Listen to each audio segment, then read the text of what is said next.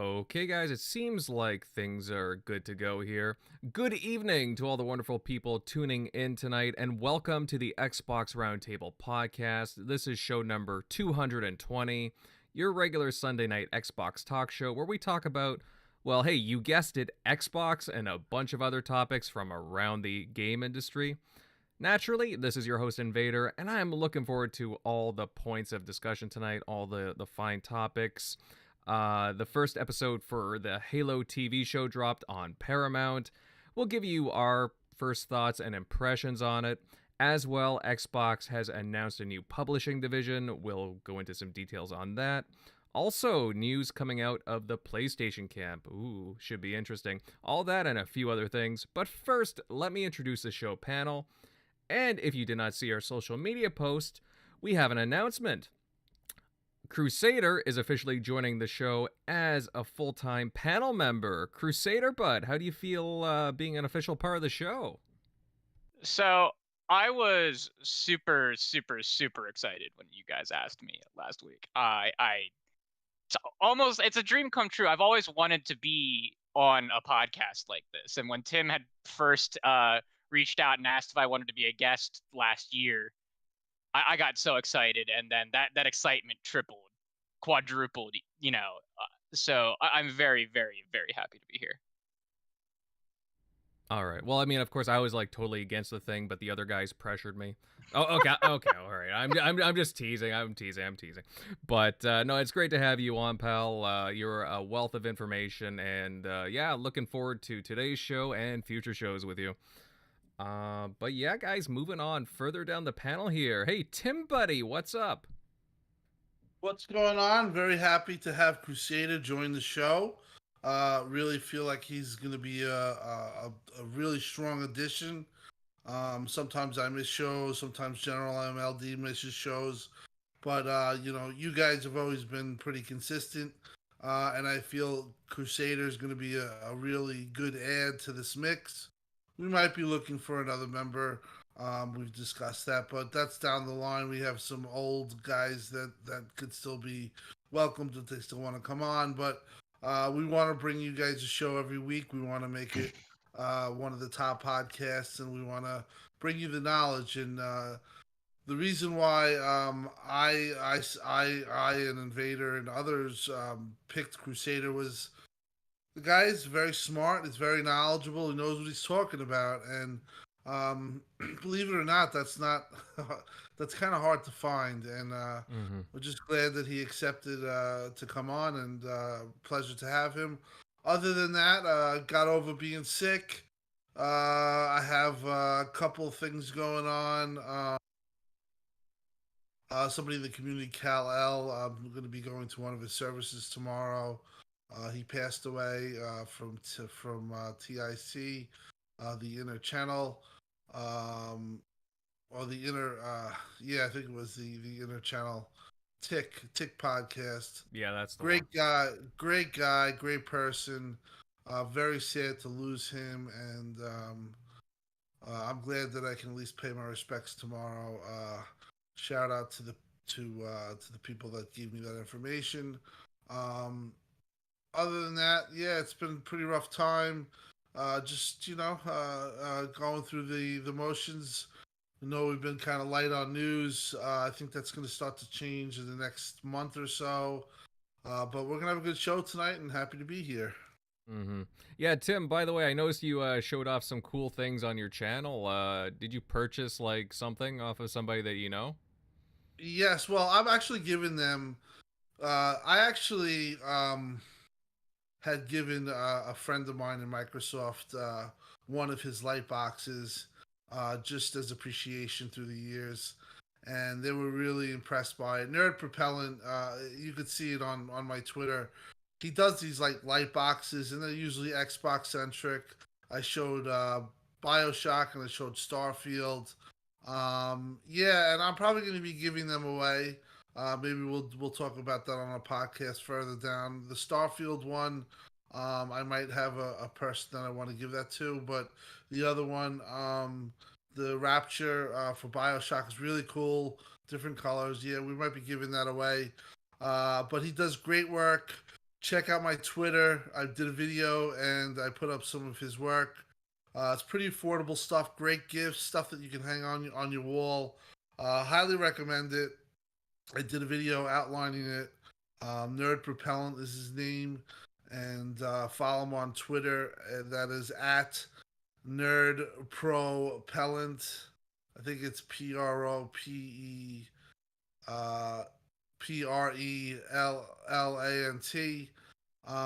You'll just you just look up my Twitter. You can just and follow him up and look at his stuff. He's a good guy in the community. I know some of the executives are really impressed by his work, and he has over 1,000 reviews of his stuff that he does. So he's legitimate, really class act.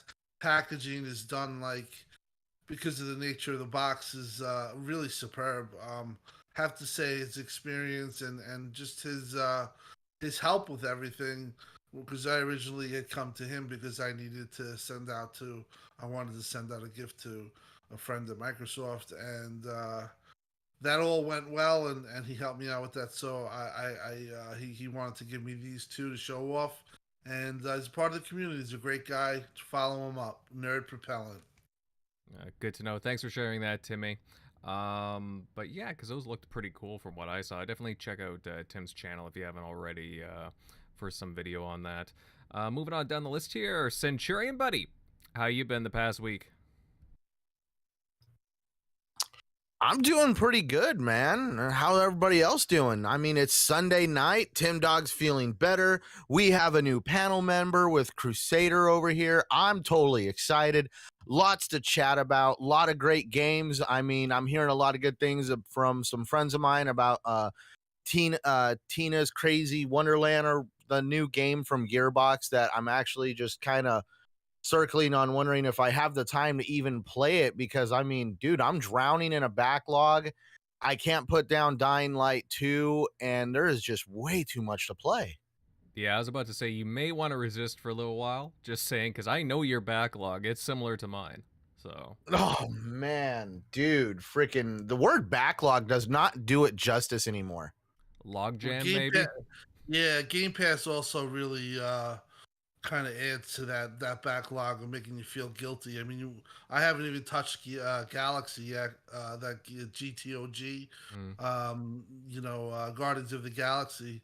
Oh my gosh! Right, we're just the backlog is just ridiculous. Yeah, and I downloaded that too from Game Pass. I haven't just had the time really to delve into it, but yeah, we'll see. Heard some good things about it. Moving on down here, Eric Buddy, Shockley, how you been? You been playing anything the past week? Yeah, just trying to get through Tunic, but having a blast with that. It's almost like with that one with like Elden Ring, that like you think it's gonna be a much like shorter, just like small indie game, but you just keep unveiling new worlds and finding new like bosses and new abilities. So having a blast with that one. The music's really sick in that one as well. So definitely top-notch game. I still don't know how one guy made it by himself, because this feels like on the level of like something like Ori to me. So it's like this guy did it by himself. Obviously, probably got somebody else to compose the music, I think. But yeah, it's definitely quality game. Definitely download it. Give it a shot, especially if you're into any of the old school Zeldas. But this one has a little bit has some accessibility options for you as well, if in case you don't want to have the like the Dark Souls feel to it. But yeah, definitely give that one a shot. Yeah. Yeah, well, it's funny. I mean, I played a bit through Tunic. I have some gameplay going on here, and it's funny you mentioned the soundtrack, Shock, because I had to look up the soundtrack, because I mean, I like a good game soundtrack, and it's just, I don't know, it's really addictive. I find it's got a really, I don't know, it's very easy to listen to, and I could just listen to it over and over again. It's very soothing. I like it personally. Plus the game's fun, so that helps out too. But yeah, just a heads up, guys, MLD will probably not be making it to the Tonight Show. He has some stuff going on, but don't worry, he will be back. And to all you guys just joining in, please remember to share out the show, let everybody know that we're live, and hey, drop a like, and if you haven't done so already, sub to the channel, because hey, you know what, we got some really good stuff coming around the corner. Lots of topics more or less down the line, I would assume. There's probably gonna be a lot of news, and who knows, maybe some more interviews down the way. I sure hope so. All right, so guys, let's start things off, kicking things into high gear by talking about the Halo TV show. It's finally out. The first episode, it got released a couple of days ago, and of course, being an exclusive on Paramount Plus. So far, it's been averaging, well, to be honest, middling scores. It's not really doing too well with critics and fans alike. It's, I don't know, I just kind of, just across the board, not really exciting a lot of people. I mean, I do see some people on Twitter kind of talking about it, but I don't know, it just doesn't seem to be getting a whole lot of really good energy behind it. I've watched it. I definitely have my thoughts, at least on this first episode, but I'm curious what everyone else thinks of it. Let's see, Tim, buddy, I know you caught a bit of it. What do you think about what you've seen of it so far? What's your thoughts on the first episode, or however much you've seen? I felt like we talked about a pre-show. I thought it would be bigger budget. I thought it would be more sci-fi. I thought the effects were, I don't know, they just weren't great, and the whole scene just failed to grab me. I watched the opening scene.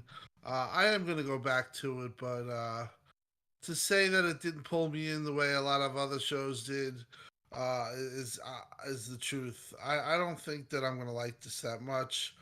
I saw some stuff online with, and we'll go into this, a human running or part of the Covenant, which, if you know Halo, you know that that's just absolutely silly. They're an alien race, and they have nothing to do with humans. So there's a lot of stuff there that I feel like kind of should have been better, and kind of should have been more guided with 343.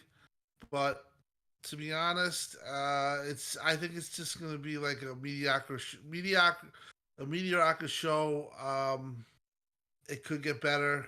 I have my doubts, but I wasn't expecting. I actually was thinking that it would be a lot better, but now my expectation level is kind of down.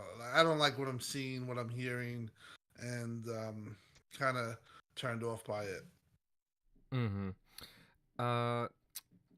Now, again, I've seen the whole thing. The first 15 minutes of it were I actually thought were kind of interesting. I thought that the action sequence wasn't too bad, like with the elites and the humans, but everything just kind of after that felt flat for me. I know a lot of people are picking on some of the CGI. I actually didn't mind some of the CGI, to be honest. I'm not gonna critique it too much. I'm just more about nitpicking about maybe the elite armor and so on, because some of that elite armor. You know what I felt? Yeah, I felt like that was kind of, not to interrupt, but yeah, I kind of felt like that was weird, and just how he shoots the one girl and her legs fall off. I just felt like it was just kind of cheesy in a way, and the CGI didn't. I know that you say you don't have a problem, but it seemed off to me. It didn't seem like high quality, high budget. Yeah, I know. I've seen a lot of takes, and honestly, that's a fair comment. In the chat, a lot of people thought the show was pretty good, which again, that's fair, guys. Honestly, that's cool. But I just, again, with the elites, I just found it they can have different styles, but it's just kind of weird that they have there was a critique about the Halo 4 and Halo 5 elites having all this exposed armor and whatnot. So I'm just kind of surprised that they went with that, because when you saw the Halo Infinite elites, they looked like proper sleek elites. These ones didn't really grab me as much, but I mean, I don't know, the action sequences kind of look cool to me. I like that they used the old plasma rifle, though. I thought that was cool, honestly, because I really love the old plasma rifle, and I'd like to see it back. But, Tim, what do you think about this whole silver timeline thing? Do you think it's a good thing or a bad thing that they chose to do, a different timeline, story-wise, instead of just, continuing with just, the preset already established universe? I think the preset established universe stuff that we were familiar with was what I was expecting, to be honest. This silver lining alternative, whatever you want to call it, people have no idea who it is. That they don't even like the UNSC. They're like thinking that they're like terrorists or whatever. I don't know. It just I wish they had went and kind of had it like where it was Hunt the Truth, which was a marketing campaign. But I just felt like it would have just been better if they had kept more to the game, or you can associate to the game, or even play off on the game, or have something similar. But yeah, I don't like that at all. And I know people listen. If you enjoy it, that's great. And I'm not here to say you're wrong, because we all have different opinions, and this is TV show. This is even video game. So as a gamer, it really doesn't matter. I just would have liked something that was tied into what we play, and this stuff is not easy.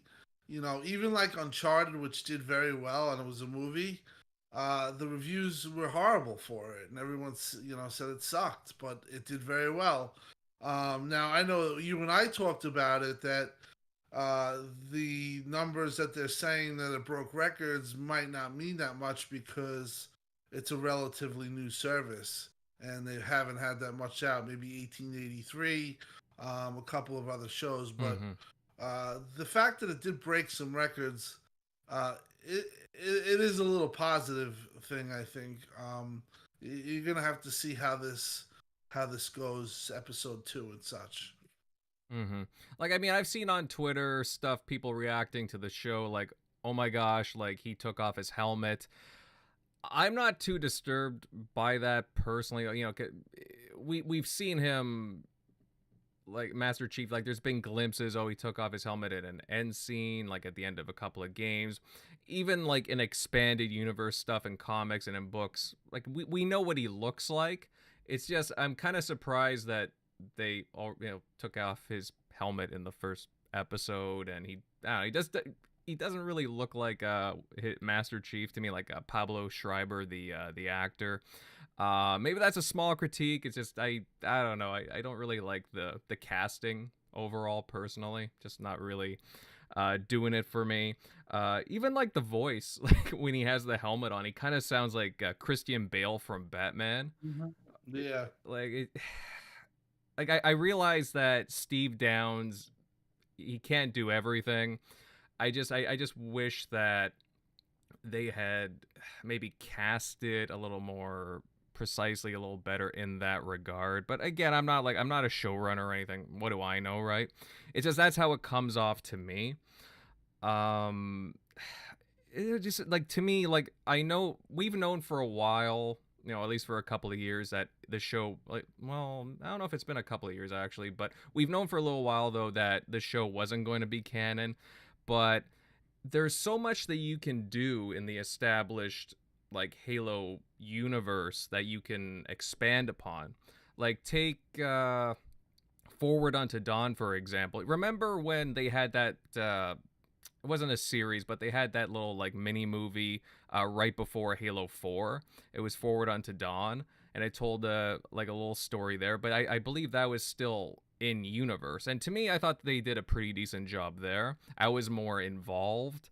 This, because it's non-canon, I'm not really too much into it, to be honest with you. I'm just like, because they can just do whatever they want, and I don't know. I don't really like that personally. I don't know. That's just me, guys. That's just me. But moving on down the panel here, I don't think anyone else has really watched it.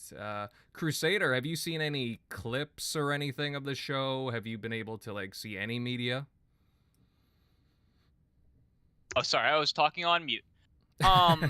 I have seen a few clips of it. Unfortunately, Paramount keeps refusing my credit card, so I gotta contact them and figure out why, because my credit card's not blocked by anyone else. But I've seen a bunch of different reviews of it, of the first episode, non-spoiler reviews, ranging from this was actually pretty good to I absolutely hated it. And it almost feels like the Witcher TV show reaction from the fan base versus people who were just brand new to it on Netflix. It seems like that on steroids, where like a lot of ordinary people seem to aren't real into that, like the Halo lore, and just kind of like they're going in based on the name. They're like, this is cool. And then people who are more diehard Halo traditionalists are more angry about it. And I think even in this panel that's reflected. Right. I'm a diehard traditionalist, and I'm not a fan of the reported some of the like changes they made to the overarching story. I do like that it's a separate universe, because they don't have to go one for one if they want to tell a story that happens. They don't have to do it exactly the same way. That like it can be different, similar to like the Witcher show being its own universe apart from the books, but it's based on the books. At least there it's pretty well based. It has the name and the aesthetic, and that's about it. But I think my biggest complaint from the reviews that I saw was that the music is like not even really Halo inspired. Correct me if that was a wrong review I read, that the music just didn't feel like Halo. That is actually that was kind of a sticking point for me too.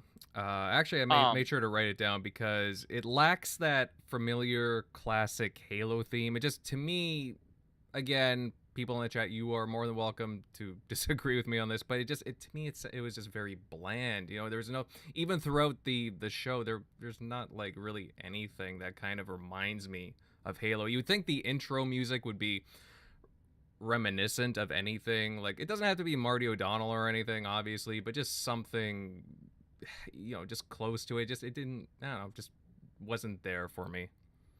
Because you listen to any of the Halo soundtracks, even 4 and 5 or Reach, which were very distinct soundtracks from the rest of them. They didn't really have that inspired by that Halo 1 soundtrack like Halo CE 2, 3, ODST, and now Infinite have had. They're very distinct soundtracks, but they still have that same kind of sound element to them. Like, you hear them and it elicits that like sci-fi epic, almost like Star Wars like feeling. And from what I've heard of the show, the music is off, and that to me is one of the biggest things, because it's a very subtle thing when you're watching like a sci-fi movie or a fantasy show. When next time anyone in the audience is watching one, think about the music, and you'll realize that the music really sets the tone of what you're watching. Like, the music of Star Wars is so iconic and sets the feel of Star Wars, even though every movie has slightly different. Like, Phantom Menace has the great Duel of the Fates theme, and then the lightsaber combat theme in Revenge of the Sith. They set that kind of sci-fi feel, and if it's missing that, then it's gonna miss on some people just subconsciously. So. And we do know that this was renewed, correct? This show actually was renewed for a season 2, I think. Yes. Already, wasn't it? Yeah. That's so correct. I'm hoping that they get some of this feedback. And of course they can't necessarily, like, some things are more or less set in stone, right? Like, they are going to be in this alternate universe, and there are going to be plot points that are going to be fundamentally different. But there's some things that they can improve upon in a second season based on feedback we're giving today. And like, that's like things like the armor design and stuff like that. Effects, they can spend a little bit more time on stuff and stuff like that. So overall, I think that the show is probably going to be more good than bad, but I there's definitely quite a bit to critique about it from what I've seen, from what I've like the clips that I've seen and the reviews that I've read. Mm-hmm. Yeah, and that's a fair comment, honestly, Crusader. Moving on down the list here, Centurion Pal, I know you haven't been able to view the show, but has there anything that's been striking you from like commentary from other people or like some other clips of media that you've seen around? Striking me. So that's where you've seen the photo of my movie collection. You know how big of an entertainment like entertainment whore that I am. I just love entertainment. It's very interesting how a lot of people have asked for them to one for one the lore from Halo, the game, into Halo, the television show. And I've never ever in the history of Hollywood, at least top of my head, have ever really seen them one for one anything.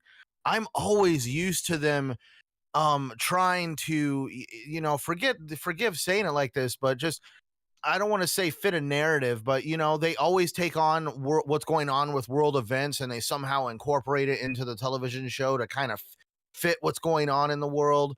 And they also tweak things completely out of it's very interesting that we're dealing with Halo, which is on Paramount Plus. And if anybody knows a lot about Paramount Pictures, they are also associated with Star Trek.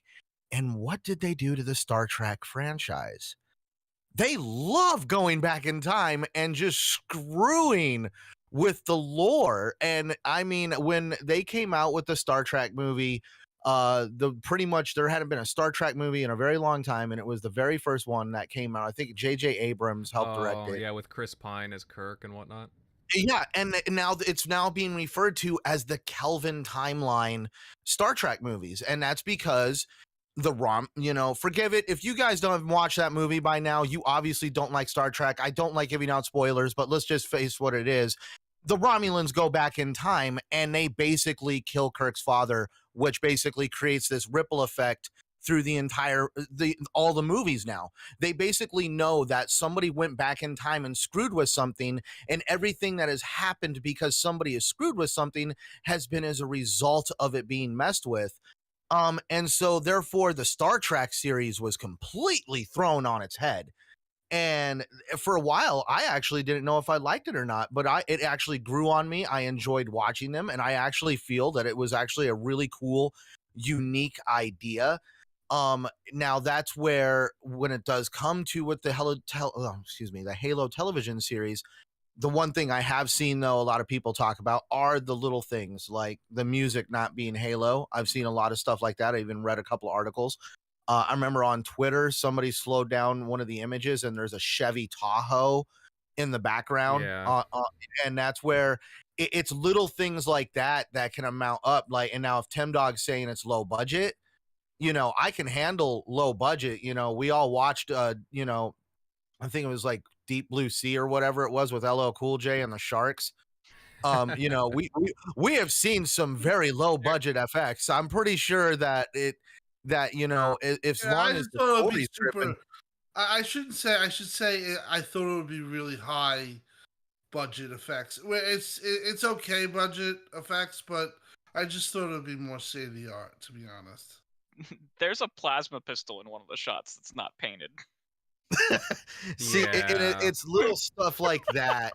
It's little stuff like that where you're just like, oh man, because I really enjoy the old school I enjoy the old school Hollywood. James Cameron with Titanic and Aliens. I mean, like, holy cow, dude, some of the detail that like every minute thing had to fit. And definitely it says something about a director when the simple things get through, like an unpainted gun or a Chevy Tahoe that still looks like a Chevy Tahoe. I mean, it's stuff like that. Now that's where you begin to worry about, is the franchise in the right hands? Because we obviously want somebody that has an attention for detail. And that's where I'm obviously going to wait till there's a good couple episodes stacked up so that way I can get into another subscription service, because that seems to be all the rave nowadays.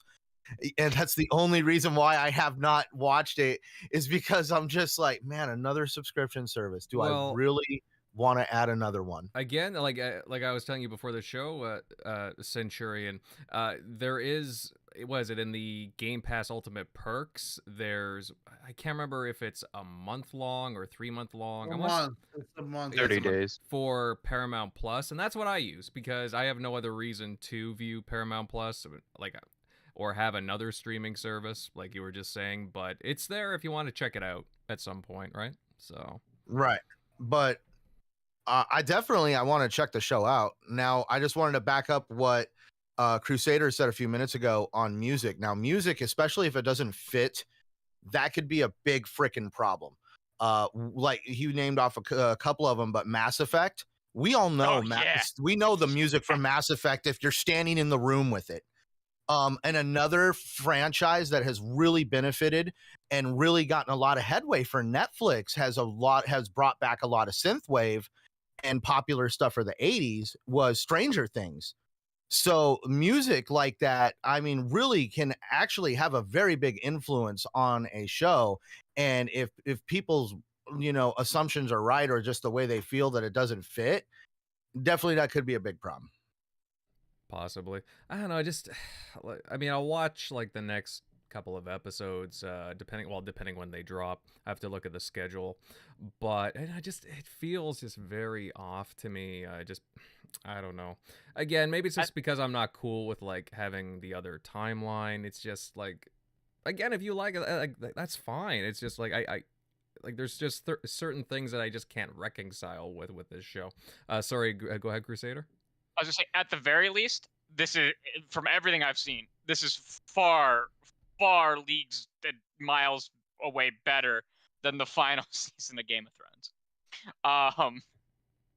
Like that was a train wreck of everything we've been talking about that's wrong with this was horrible with that. And so, this, at least there are people enjoying this. Well, but at least with Game of Thrones, you had a few seasons of really good stuff that were good. And maybe this will be. There's a lot of shows where like the first season's the weakest one. The Star Wars: The Clone Wars is an excellent cartoon show. Love it to death. First season is awful. Same with Star Wars Rebels. The first season was a Disney show, and then after that, it's like, oh wait, people like the Star Wars for like some of the brutal things, and then you just get people like thrown off cliffs and like with the Force and crap, and it's great. So I'm hoping that that there is a lesson to be learned here, and that as the show progresses into a season 2, it will be there will be many improvements. One can hope. Moving over to you, Eric. Shock, like, I don't think you've had a chance to really watch anything either, but have you seen any, like, other media clips, like some videos or anything, or what people have been saying? Like, I don't know, what do you think of the reception so far? Yeah, I was, like, halfway through it, through the first episode, but, yeah, I mean, I don't mind it, because otherwise we would know exactly where the show's, like, going with everything, so there wouldn't be much to like not know, like if it was one for one. So I don't mind them like tweaking stuff, kind of like when you have comics, like you'll have different authors take on this character and take on this villain in this way, and you'll have many different depictions. So if looking at it like that and just enjoying it for like what it is, at least for the first half of it, I definitely didn't mind it. And especially in the effects were good enough for, I would say, like a TV show. I've seen just as rough CGI in like Black Panther. Like we know there, if you watch that one, there's like a few scenes where the CGI is kind of shoddy. So, I mean, give it that, multi-million or $1 million budget Marvel movies have the same issues. I didn't mind it, and the brutality in it was cool. I didn't expect that since it was like TV-14. Yeah, to be fair, I liked that aspect. I liked that aspect, to be honest. It just kind of shocked me because I was like, whoa, body parts flying in a Halo game. Yeah, like I think one of the first scenes, it was like the top. I don't understand maybe if like the bottom half, but it was just like her head and top torso got shot off. So I was like, oh, okay. But otherwise, I'm enjoying it so far. We'll see how that goes. So we'll have to see, like, where they're gonna take in what, if there's any twist on it, So that aspect, who knows if that will go that way, but that's a potential where it's cool. Of like, oh, okay, cool. I didn't, know that part was coming. So I mean, with the Game of Thrones, I never read the books. Obviously, I think that followed it pretty much. I think one to one. I know they may have flipped some things around, but I think overall story arc that followed pretty much the books. So I can't say if like there was twists from the books that were in the show on like something like that. But that's always cool if they can like flip something and you're not expecting everything to go exactly, because it's cool when you see like stuff like Beauty and the Beast and then they do the live action. It's cool to see it in live action. Literally, that's a movie that's like 1-for-1 shot for shot. But in this instance, I think it's it'd be cool if they did either or, but I understand they might need to go something like this because they have to like also have to have dialogue. You can't just like maybe do 1-for-1 like we played the games and Chief is like by himself for the majority of his journey. Well, 'Cause if he's just talking to Cortana the whole time, and even though Cortana only gives him updates every so often, so it's like you're gonna just be talking just with two people the whole time. Like I get why the liberties they're taking to already have him with a team so he can actually converse, and we'll see how they take it.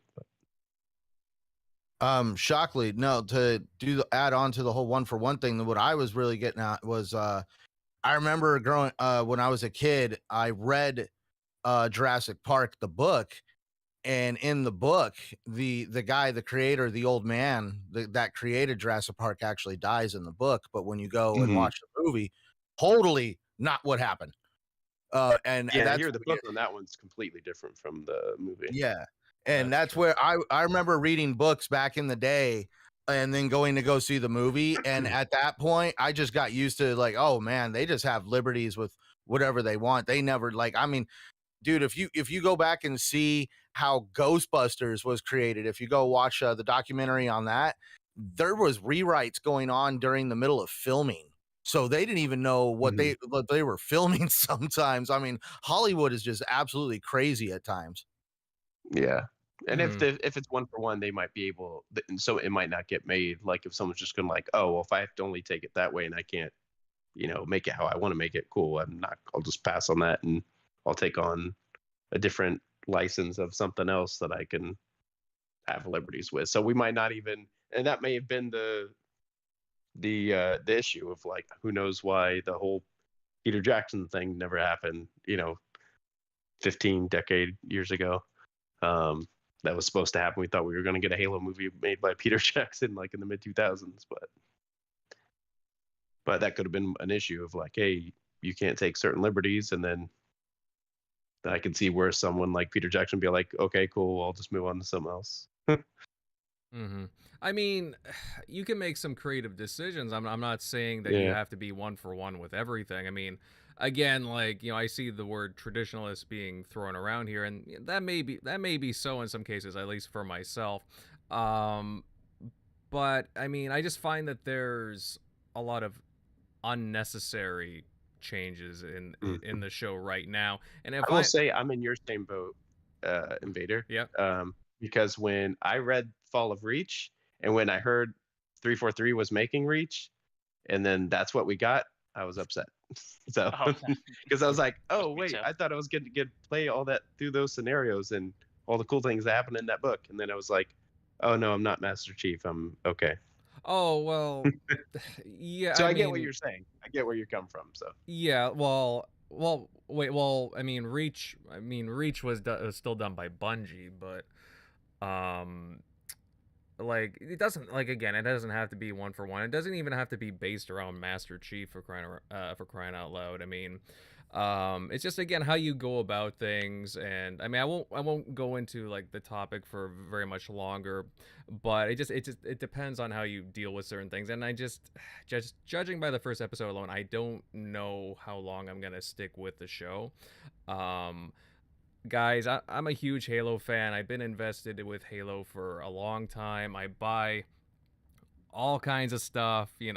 I got boxes full of stuff. Actually, I've been boxing up stuff right now just because of been moving some things around. Get them Halo work boots? No, I'm not a huge shoe guy, to be honest, but you know, other people can do that. But I bought like a bunch of the statues, the different editions for the game. I've met Master Chief. Like I've done a lot for the series. And it just I don't know, like I don't know if I can support this show personally, but I will, you know, watch the next couple of episodes and see how it goes. But again, guys, you're more than welcome to enjoy. You're more than welcome to watch it. I see again some guys in the chat. You know, that's fine. It's not a problem with me, guys. You know, you do you. Just I don't know if I can stick with it personally. But yeah, guys, I think we'll move on to another topic. But you know, we'll see how the show goes down the road. But yeah, moving on to some other news, guys. Xbox has officially unveiled a brand new publishing division that's focused on cloud native games. Microsoft states that the division works with studios to develop cloud native titles and bring them exclusively to the Xbox ecosystem. So, I mean, some interesting wording going on there. I mean, I would love to get to know everyone's thoughts on this topic, but you know what? I'll start this one off with our newest edition, Crusader. What are your thoughts and impressions on like Microsoft making this move? Sorry, making this move with this publishing division. So this is a super, super, super big deal. This, if you combine this with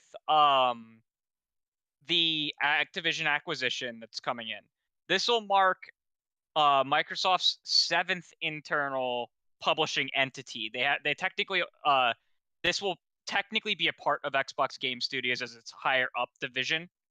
So it's not quite the same difference between say Xbox Game Studios or Bethesda Softworks or Activision, things like that. But this is a very, very big deal because it means that there is a lot of third-party interest for developing cloud-native titles that are going to use and leverage Microsoft Azure services.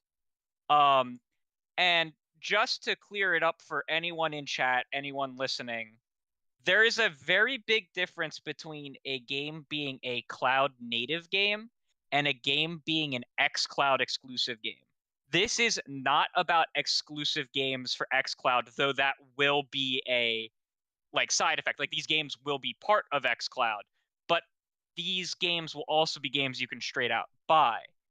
Think games like Microsoft Flight Simulator that could not exist without a portion or all of the game running in the cloud.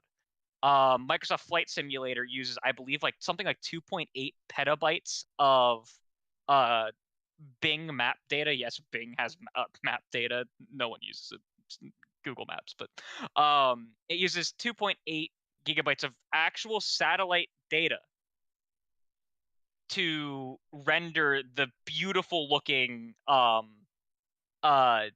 scenery of all of the different cities that you can fly to and all the different countries. And then it also uses the cloud to do that hyper realistic weather rendering, the cloud formations and things like that. Things that you literally could not do on any home computer today. You could not do those kinds of calculations and rendering and storage concepts. And so this is a very big deal for very unique and new types of game development design, where you could have hyper complex AI algorithms that you could not process on a home computer. You could have massive maps. You could have games where they have deep machine learning algorithms that changes the way that like certain things happen in the game world based on how like the community at large is doing things. And it's very exciting. And this does lead to more credence to the Jeff Grubb Kojima rumor that Kojima was Right. partnering with Microsoft to develop a cloud native game. This goes further than that and shows that this team that Microsoft was putting together to host cloud games are looking to do a lot more than just Kojima's game. They are looking to get as many third parties on board with this as they can. Mm-hmm. Yeah, because that's what first jumped into my mind too when I heard this announcement. It's like, well, again, we've been hearing about the whole Kojima thing, and his game was, again, it was supposed to be a Stadia exclusive, but then of course, Stadia got cut back. Well, basically entirely. And supposedly Kojima has been talking with Microsoft with Xbox, and and that makes sense too, because I mean, you look at where Xbox is positioning itself with cloud-based technology. Um, there's other aspects to this too, because with the buyout of ZeniMax Media and Bethesda, Yes, they have yes. their own Orion cloud tech. Do you think that this is going to be somehow combined into this division at all? Because I mean, when they showed it off, I thought it was pretty impressive at the time.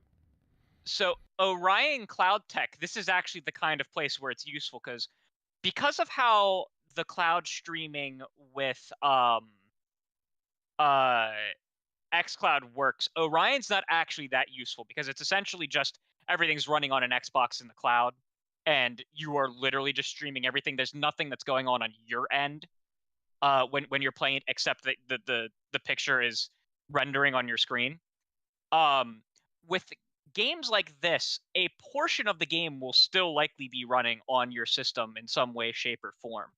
And the Orion Cloud technology is a engine agnostic like tool that you can add to basically any engine, and it helps you to optimize how your game does its calculations so that it just performs better when it's in the cloud. It helps you make sure that the correct things are offloaded to be calculated in the cloud, and the other things are being offloaded to your actual device. And so Orion will be most likely a huge part of this. I wouldn't be shocked to hear that the Orion technology will be fully added to the Xbox GDK as just a tool for developers to use overall. But you can certainly believe that that tool is going to be making giving an advantage in this space to Microsoft for games being developed for it versus someone like Amazon, who's doing some similar stuff trying to get people on AWS with Luna, or Google trying to get developers to develop stuff for Google Stadia, because they're only third party now. They have no first party. Right. Well, I mean, it's interesting too, Crusader, because I mean, Microsoft, Xbox have been trying to do cloud stuff for a very long time. I mean, I probably don't have to remind you about this, but remember, with what happened to Crackdown 3, and that was that was over ambition for a title that they were outsourcing to another studio outside of Xbox Game Studios, and technology that probably was underbaked and not quite ready. This is them showing that, hey, we have the full force of the Azure team behind us now.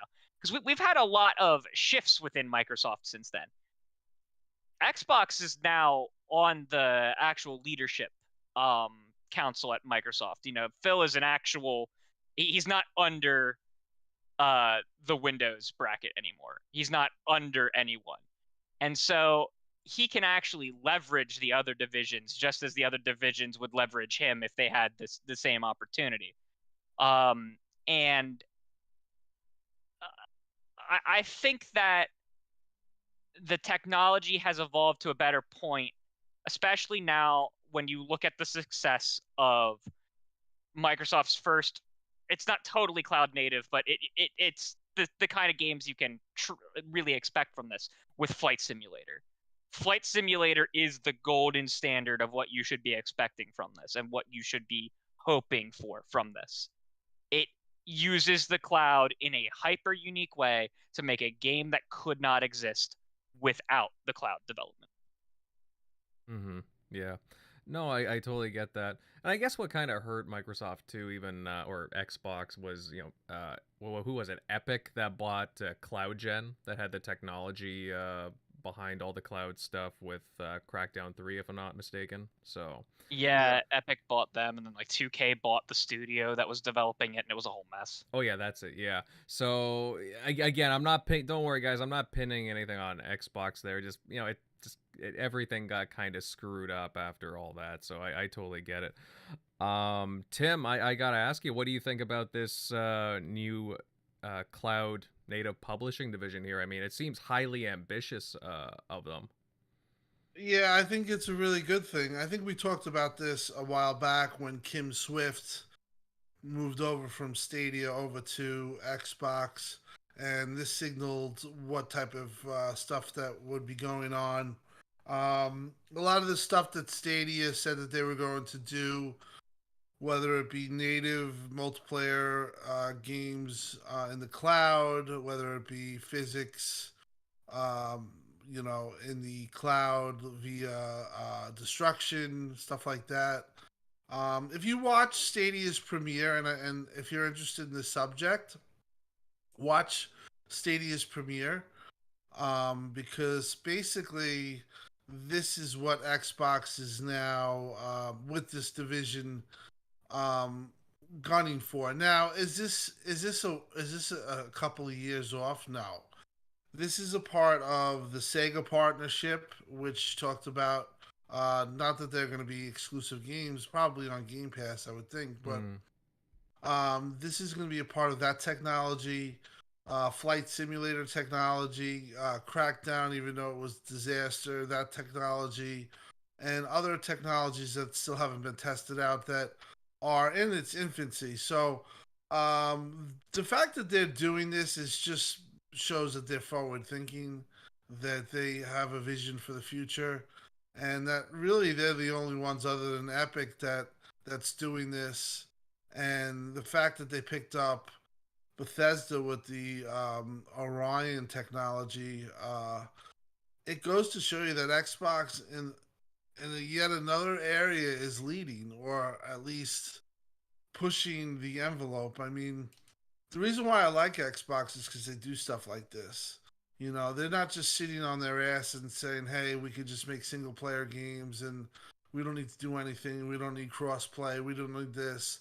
They're actively looking ahead in the future, and it could be 10 years ahead. And they could be wrong with some of their takes, but they are taking a shot, and they believe in 10 years that there'll be games that you could play 1,000 people online natively through multiplayer that's based solely in the cloud, meaning that none of your systems that you have at your locally are going to be encountering. Everything is going to be done within that multiplayer cloud, which means you can get more players, you can get faster technology, you can get more precise.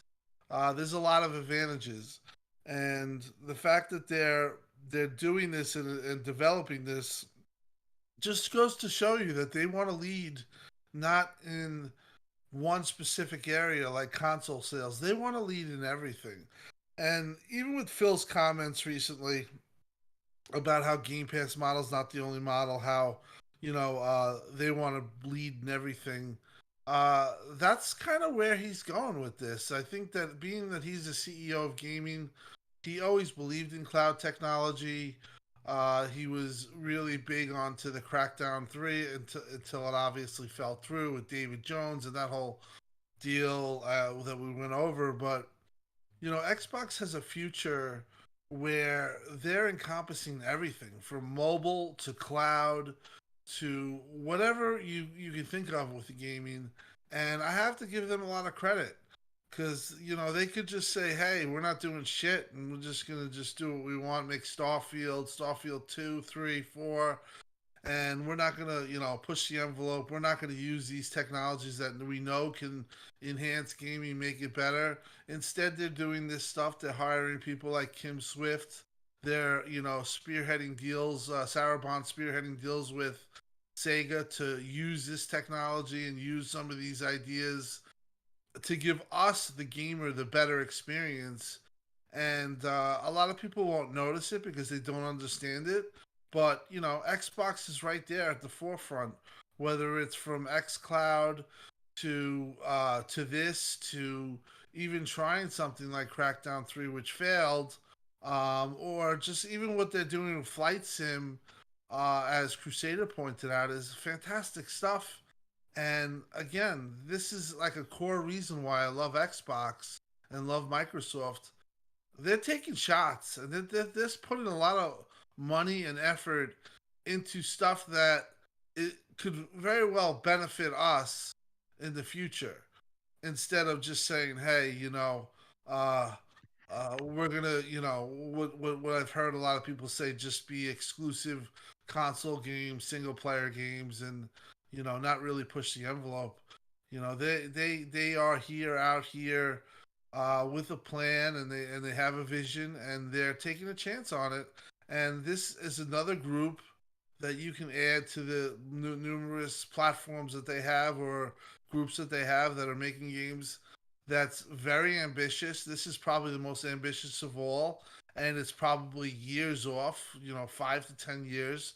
But listen, if we're playing Crackdown 4, let's say, and it's everything that we thought Crackdown 3 is, we'd be happy as hell. When we all saw that demo with Crackdown 3, which was using Microsoft technology, and you know, again, it didn't come out. Dave Jones left the project. CloudGen was bought out, and they were left with scraps. But when we all saw that GDC, you know, when we saw that Crackdown demo, that was insane, and that's what we would want. Wouldn't you want to play those games in the future? Just ask yourself, as a gamer, do you want to be doing the same thing over and over, like you're doing the constant, you know, cookie cutter, you know, copying of everything that they do? Whereas you could have a whole city and you could blow it up to ashes, and, you know, be fighting on rubble of buildings that blew up, and that you know, took down, and you see it crumble, just like we envisioned with Crackdown 3, and saw a glimpse of it. But yeah, that's all the stuff that they see in the future that could come up. Sega sees it, and hopefully in my lifetime I see it. You know, I always wanted to see something like that. I want to see a fully destructible world where I shoot I'm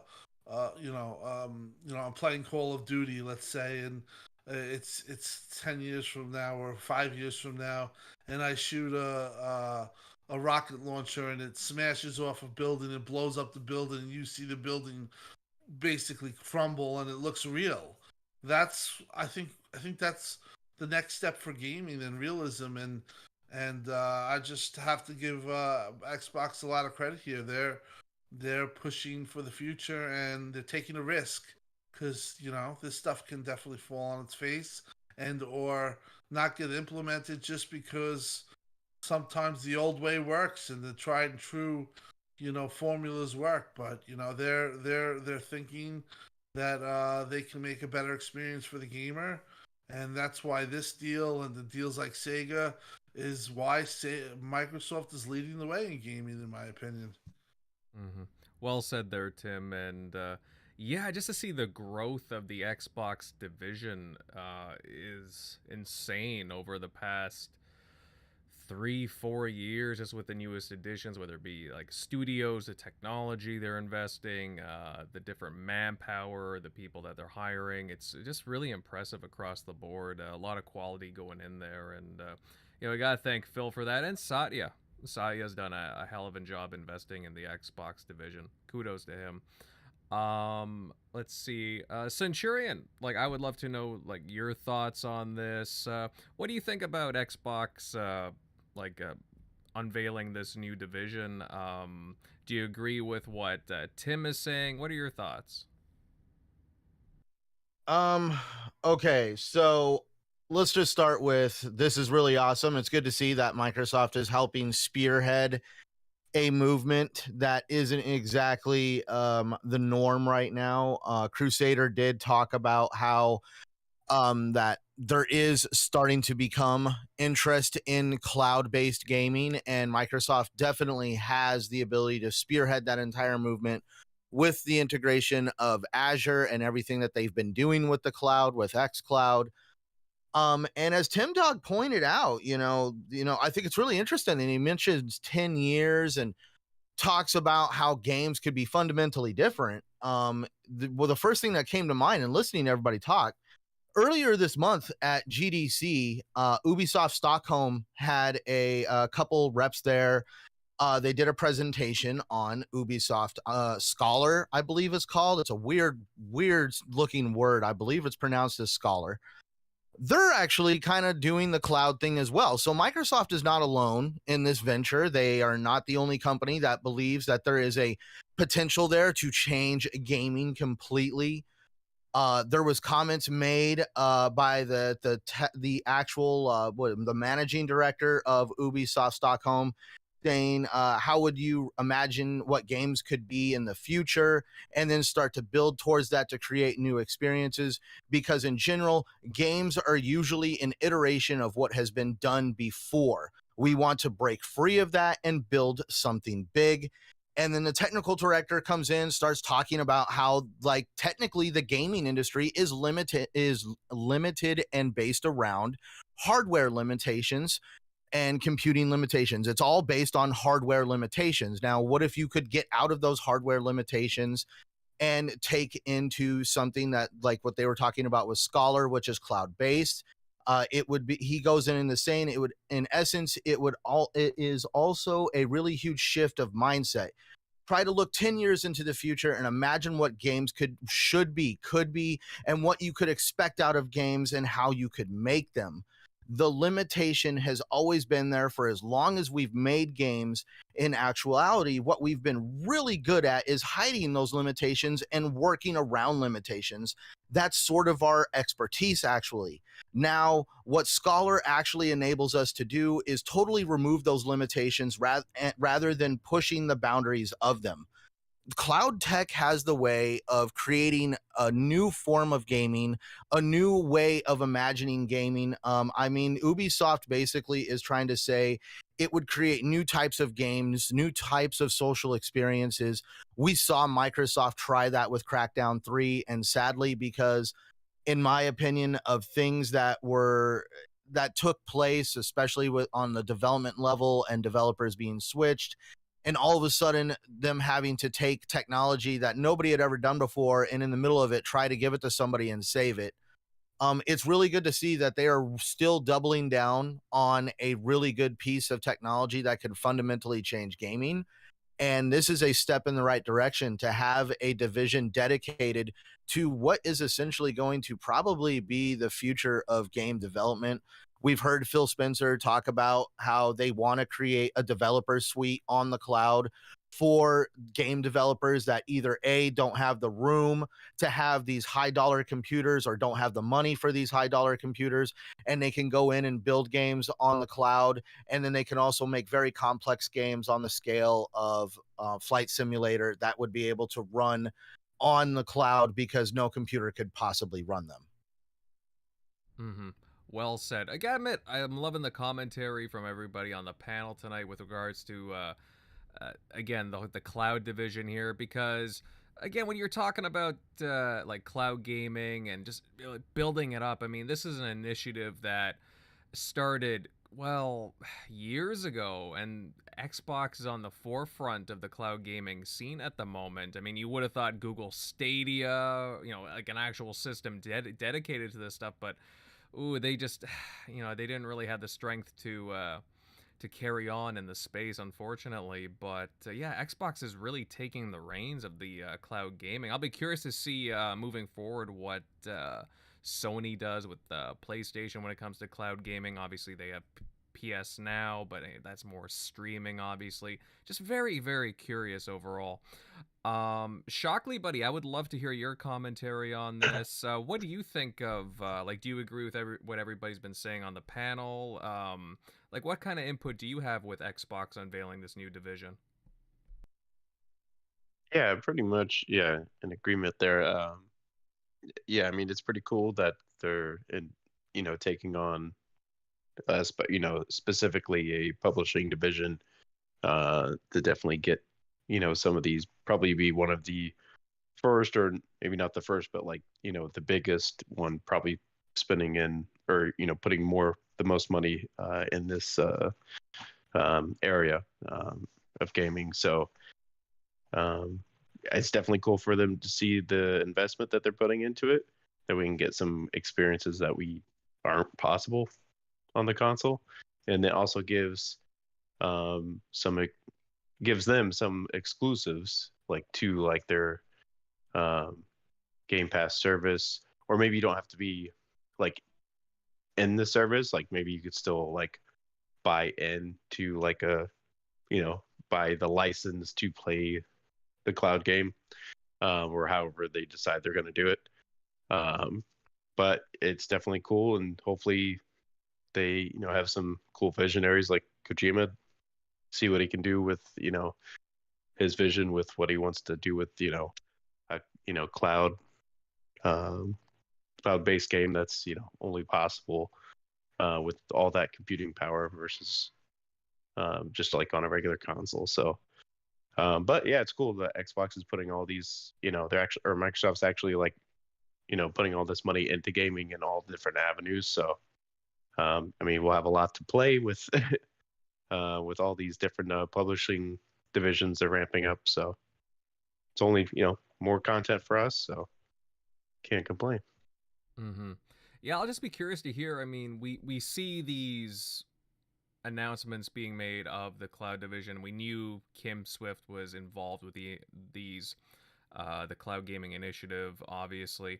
I'm just kind of curious to see if we'll hear about that rumored Kojima game anytime soon. I mean, it's been a while since his studio has really unveiled anything. Because when did Shock? Do you remember when Death Stranding came out? Was it what, 16 or 17? It was same year as it was 2019, because it was same year as Gears. Oh, was it that? Because I remember. Yeah. Yeah, because I remember because it was, everybody was saying like, oh, Gears, because Gears came out first, and then everybody was like, oh, well, Kojima's game is gonna get a way better Metacritic score than Gears, and that didn't happen. So we had fun with Twitter on that day when that slipped. But yeah, it was 2019. Okay. Well, I'll just be curious to see if it would be like, again, Twitter would go off the rails seeing Kojima at any Xbox event. So just imagine if they announced like a cloud native game from Kojima. That would send Twitter into a frenzy. That would be a fun one to watch, fellas. Yeah. Jeff Grubb says he thinks it could be announced this year. Really? Is that what makes sense, because he broke it last year. So yeah, he said he thinks that with this division fully up and running, it could be announced this year. And he and I both agree that this may not be Kojima's next game, because he has 2 games in development confirmed. He said it in an interview. I'm of the opinion that this will be the second one to come out, because if they just inked the deal with Microsoft last year, none of the cloud development has happened. None of it. Right. So this is going to be a game that will be a while out. And it will likely be announced, one, so that Microsoft could be like, look, we're working with a very well-known Japanese developer. We put him on our stage and everyone will go wild and nuts, and it will be the talk of the town for days. And 2, because like most games in the last 2 years, they've been announced 5 years early, especially from Microsoft, because that's how you hire people. Plain and simple. In the modern competitive game development market, you have to kind of tell the people what you're working on in order to hire them. A 343 dev went into it the one time that, like, the whole point of them showing off that Slipspace trailer way back in, like, what was it, 2017? Yeah, that's when they announced Halo Infinite originally. That was literally more to hire people at 343 than it was to even tell people that a Halo game was coming. Hype train trailers, right? Hype train trailers. Yeah, well, because it does hype fans up. Seeing shit like that hypes fans up. But like the Outer Worlds 2 trailer, Obsidian has said in interviews that whole trailer they did it because they were hiring and they were memeing about it. That's why it was a meme. But they wanted to. Everyone needed to know that game was coming because the Obsidian's growing. They need to hire a ton of people to expand that studio. So I would assume the same thing will be true with the Kojima game because Kojima will be looking for cloud experts to help him. So that will get announced. That will be announced years before it comes out. Yeah, that's true. Plus, I mean, just for Xbox to announce again an exclusive title made by Kojima alone will grab a lot of attention from certain developers, especially based in Asian regions, Japan in particular, I would imagine too. So, it opens some doors, I think. So I call it Jeff Keighley is gonna announce at the Game Awards with his buddy Kojima. That was Jeff said that was one of he said he could see it at Xbox's E3 showcase. He could see it going to the Game Awards, and he could see it at the Tokyo Game Show. Well, I mean, that's kind of broad, but for something like that, I could definitely see that at like Microsoft's or Xbox's main show personally. Yep. But I mean, because everybody knows Kojima, right? Everybody and their grandmother. So I wouldn't be surprised if they save the spot for him at the main stage. Special with Xbox publishing and show off their new division and so on.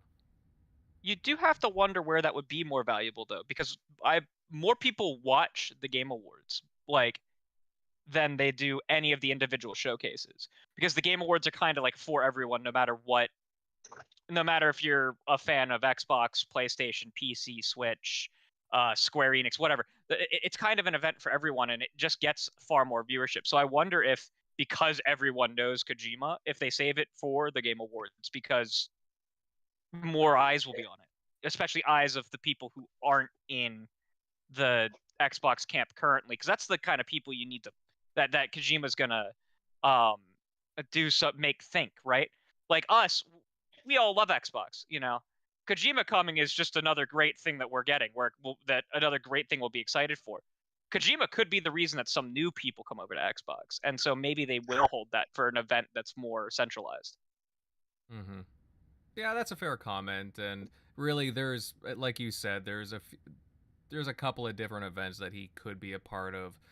Nothing's written in stone. Who knows yet, guys? But either way, I mean, I do think that we will see Kojima show up at some point this year in any case. But, let me know what you guys think in the comments about that. Plus, hey, share this show out and leave a like because, hey, we're having some pretty good discussions here. Moving on, guys. Why don't we move into some PlayStation news? Because there has been some. And earlier this week, PlayStation announced the acquisition of a new studio, actually a very new studio, Haven Studios, run by Jade Raymond. And it's a new studio that was already working on a PlayStation exclusive title. Tim, I'll go to you first on this one. I mean, man, PlayStation, they've been pretty busy the last few weeks. I mean, first Bungie, now this. Is this a good pickup for them? Because, Jade Raymond has quite a bit of credit in the industry. Yeah, this is our studio for a live action or a live multiplayer game, which, let's be honest, Sony saying they're going to have 10 of these by 2026. And any Sony fan I know, they hate these games. So I think it's a nice move and a move in the right direction. They never made a game before. She has a lot of talent, but she hasn't produced anything for 3 years now. So I'm sure the studio is going to be fine, and they'll probably put out a decent game. But again, if I'm being honest, I know Sony fans and what they want. This isn't game. If I'm being honest, this isn't stuff that they want. This is stuff that, that they have actively said that is trash. Xbox does this type of stuff. We don't have that. And now, obviously, you see the copycatting, or I wouldn't even say copycatting, just maybe adjustment to the industry, that they're going to have these multiplayer games. And, it's just for me, I just remember guys making fun of so many of the games, Sea of Thieves and games that Xbox has had. And now there are a lot of these studios that they've picked up are going to either be doing that, focusing on that, or doing stuff that they kind of push against and say that they don't want. So it's going to be interesting. It's not a big deal, to be honest. It's probably a smart deal, but I think I think Sony's trying to like kind of have an answer to Activision, and the bottom line is, and I'm a little bit uh,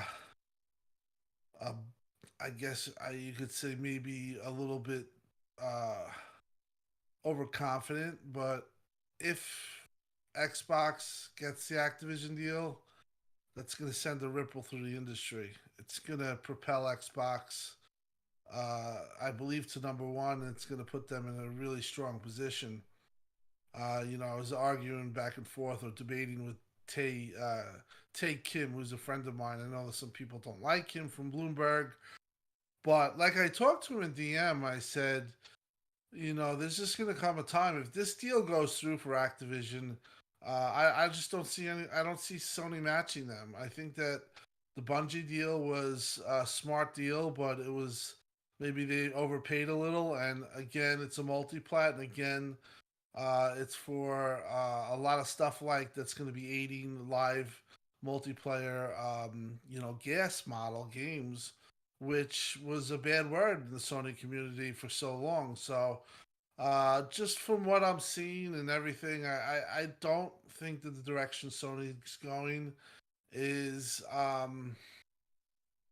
is a good direction for their fans in a way, and I think Sony will always be around and always be a force, but I just think over the last couple of years, Xbox has made like super awesome additions with Bethesda, and if they get this Activision deal to go through, that you know they're trying to match them, and I don't know, I just don't see, I don't see the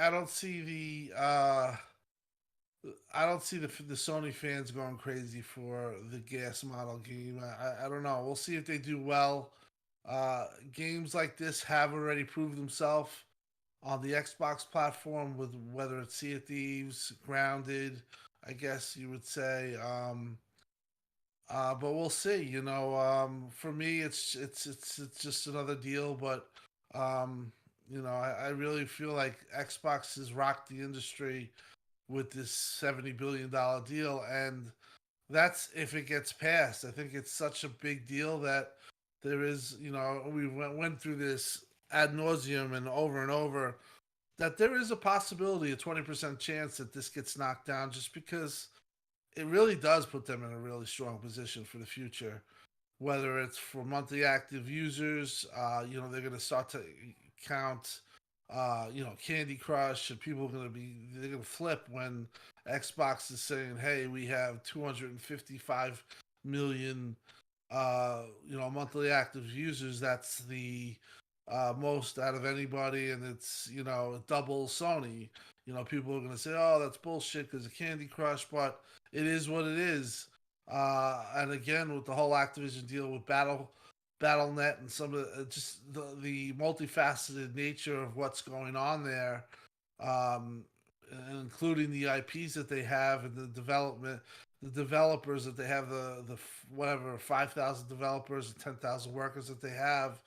It's just such a huge deal that it's going to change the landscape in my opinion, and that's why you see people like DFC Intelligence, the analysts, saying that there's going to be a 7% market share shift. Mm-hmm. And I saw Sean Layden say, "Oh, I don't think so," but I do think that. I do think that there's going to be you're going to see a lot of results if the deal goes through. But on Sony's side, again, it's a smaller studio. They've now purchased 20. I think they have 22 studios, so they're matched up with Xbox right now. Before the Activision deal, I think they have Xbox has 23 studios. They have 22. But a lot of those studios are special purpose studios, whether it's Blue Point, which makes remakes. They really haven't made their own game. They're a good studio, though. I thought it was one of their better pickups. But you have, Nixus, which, again, it makes PC ports. And then you have Fire Sprite, I believe, and these other studios that they've picked up. It's a collection of decent studios, but I just think that the way this has all went about, Xbox is definitely went the right way about this. The big, the bold, and if they get it passed, like I said, that's going to be a huge day. I could tell you right now, everyone at Xbox is a tight ass right now, and it's not really fun to even try talking to them because that they're just waiting for this deal to get through. But once that deal gets through, I think they're going to have a big event, and it's going to be a really big boom for Xbox gamers, and regardless of exclusivity and stuff like that, just to get Call of Duty day one. Yeah. Call of Duty lead platform, Call of Duty marketing, and a bunch of the other things that go along with this going to be absolutely huge for Xbox. But for Sony, because it's a Sony generated question, it's just more of a decent move, but nothing to go crazy about. I'm not going to go crazy about and say it's a huge deal. And again, it's for stuff that their community has absolutely shit on, which is gas model games, which now they're saying they're going to have 10 by 2026. That's a lot of development, time and people put it in to make games like that. So we'll see. Mm-hmm. Agreed. Well said. Some really good points there, Tim. And yeah, it will be interesting to see. Like you said, they do have a lot of game as a service titles in development right now, more than usual. Interesting focus for them moving forward. Eric, buddy, Shock. I was just, do you agree with what Tim's saying here? What do you think of the latest addition to Sony's studios, PlayStation Studios, with nabbing Jade Raymond Studio Haven? Yeah, it's just bringing them into the fold. I think they were the one, or I'm not sure if they were the only one, but I think they were the biggest investment that the studio got to get started. So yeah, it just kind of makes sense to bring in your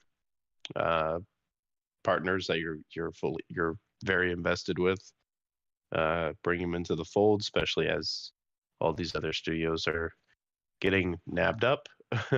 That's where Microsoft may have slipped up when they weren't like as gung-ho behind Xbox when they lost. And that's what kind of happened with Crackdown's like development. You had two studios that were in together making that game, and then Epic bought like half of the developer or one of the developers that was co-developing it, and then you just saw that game just get pushed to the back burner and stalled and didn't really come out to what we expected from it or even saw being played when Destin Legary was actually playing it for IGN, and it was like, oh crap, it's really living up to what it mostly what it is or what it was advertised, and then that's not what we got. And in the other aspect, like when was it Double, I always forget which one it was, Double Helix or I think it was Double Helix was the first one that got nabbed up, and then yeah, Double Helix, you lose your developer that was like, okay, well, you can't even really, Facebook has them tied up, so you're not going to be able to get them to license them out to still develop your games here in the future. And I think what was the one that came in and finished it? Aren't they working on something else now too? And didn't they get bought up? Yeah, I'm pretty sure. I have to look up the name of it, but I'm pretty sure they were bought by 2K. Yeah, I think that's what it was. And then so now both those developers are gone. So unless you're I guess they can license out like Iron Crystal Galaxy. Dynamics. Iron Galaxy, that's who it was. Yeah, because I mean, at least Crystal Dynamics is working with them, so I mean, I guess they could license them out, but now it might be a little bit harder because they're going to be doing other things, or actually owned by somebody, so they can't really make independent decisions to license out their service. So stuff like that, it makes sense. So this way, Sony has some control and isn't like, hey, Microsoft just bought Jade Raymond, even though they're making exclusives. So kind of like how Sony signed deals with like Bethesda Studios, but now those sequels are going to be Microsoft properties. So, so they saw that happen. So that's that could be another reason why, because they don't want Microsoft just coming in there and, hey, they invested and got the video studio started. Well, but then any games after the that first initial games going to Microsoft. So I'm sure that's probably why they as well. That's another incentive. So. Yeah. No, well said, Shockley. Well said. Centurion, moving over to you. Obviously, I know that you're pretty invested in the Assassin's Creed games. Jade Raymond has a history with those games, very successful. She has this new studio. Sony invested in that new property. Now Sony just bought up the studio entirely. Is this a good investment for PlayStation as a whole? For PlayStation as a whole, yes. Wow, this conversation is definitely much larger in scale than just Jade Raymond. We'll start with Jade Raymond. I'm a big Assassin's Creed fan. I've loved the work that she's done. She's definitely a name that gets mentioned very often when talking about great developers, and let's just say it's good to see that she is becoming successful and that PlayStation sees the value that she offers to the industry, and they understand why she is who she is, and so they're throwing down. And that's where, let's really focus on PlayStation for just 1 sec on that. We are seeing PlayStation starting to make a huge push, a large focus on games as a service or live service type games. Tim Dog touched on how a lot of the PlayStation community has kind of harped on the Xbox community because of just how many of those games we have on our platform and how many games Xbox has kind of created around that. And now all of a sudden PlayStation is starting to do that, and I don't blame them. We see PlayStation wanting to pick up a studio like Jade Raymond's. We also see them pick up Bungie. They bought them out for $3.6 billion. And they really, really want to chase this games as a service type model because they see the kind of money that like Grand Theft Auto with 2K, Take-Two, Rockstar, all those guys are making with games like Grand Theft Auto. And also, if we think about it, at the beginning of this year, Take-Two Interactive also bought Zynga for about $13 billion. And then just shortly after that, that's where Microsoft came in with the Activision hammer, wanting to buy, for $68 billion, the entire thing of Activision, completely flipping the whole world on its head systematically with one announcement. But it's actually good to see all these purchases being made. It's good to see that PlayStation is actually focusing on games as a service and wanting to grow that themselves, because that's just going to make it look better for Microsoft when it comes to getting this Activision deal across the finish line, because we are seeing a very healthy and evolving industry that is right now in a large state of change. There is a lot of stuff going on. There's a lot of shift. And a lot of these companies are starting to want to fill the gaps. And that's where, at least for PlayStation, their gaps are definitely multiplayer and games as a service and game structures like that. And they're investing in it. And so therefore, the whole idea that, if Microsoft gets a hold of Activision, they're going to take away Call of Duty, and there's no way that there wouldn't be much multiplayer to Call of Duty. And it just shows that that PlayStation is able to stand on its own 2 feet, which really makes it feel that this Activision deal actually has some teeth to it now, to Microsoft's advantage. And it's going to be very interesting to really see the months go by here in 2022 because it really seems a lot of these companies are actively buying stuff, and we're just really in for a very, very interesting time. And really, it's going to be interesting once all the dust settles. Well, just wait until everybody finds out that TXR is buying Ubisoft. Oh man, heads are gonna be flying. Social media. No, obviously I'm just kidding, guys. Um, but yeah, no, it's no, it's a good investment. I completely agree with you, Centurion, on that. I mean, we still have to see their first game. I'm not entirely sure what it is, but there's some pedigree behind this studio, and yeah, I'm very curious to see what they push out with this, and with all these games as a service too going into PlayStation. Crusader, I would love for you to touch on this. What do you think of PlayStation acquiring Jade Raymond Studio? I think it's very, very smart. It's all acquisitions are always additive, right? They are never really taking away anything that you do. They are merely adding a new pool of something to your company, right? And in this case, it's adding, as others have said, a live service aspect to Sony, which they really don't have. And that's important because the gaming industry as a whole, between first and third parties, are kind of in a content arms race. We're seeing everyone buy up everyone, right? Tencent's investing in hundreds of companies, right? We have Epic buying up companies. We have Unity buying up companies. We have EA bought Codemasters, and then you have Don't forget Embracer.